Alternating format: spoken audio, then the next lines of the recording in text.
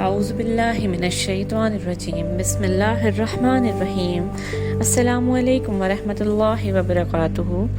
آج کی حدیث کا موضوع ہے مقام و مرتبے کے لحاظ کا عملی نمونہ، اور یہ حدیث روایت ہے ترمذی اور ابو داود سے۔ حضرت بریدہ رضی اللہ تعالیٰ عنہ فرماتے ہیں کہ رسول اللہ صلی اللہ علیہ وآلہ وسلم پیدل چل رہے تھے۔ اسی دوران اچانک ایک شخص اپنے گدھے کو آپ صلی اللہ علیہ وآلہ وسلم کے پاس لایا اور کہا کہ یا رسول اللہ صلی اللہ علیہ وآلہ وسلم، آپ اس پر سوار ہو جائیں، اور وہ شخص خود پیچھے ہٹ گیا۔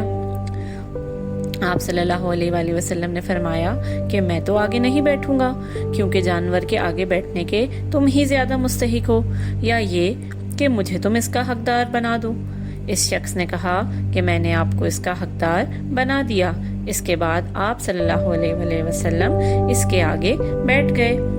اس حدیث کا مفہوم یہ ہے کہ آپ صلی اللہ علیہ وآلہ وسلم کسی کی سواری پر بھی اس وقت تک نہ بیٹھتے جب تک کہ وہ آپ کو اس پر بیٹھنے کا پورا حق نہ دے دیتا، اور آپ صلی اللہ علیہ وآلہ وسلم کی اس طرح آگے بیٹھنے سے منع کرنے پر اور پھر حقدار بنا دینے پر بیٹھ جانے سے ہمیں آپ صلی اللہ علیہ وآلہ وسلم کی مزاج اور ان کے اسوہ حسنہ کا پتہ چلتا ہے۔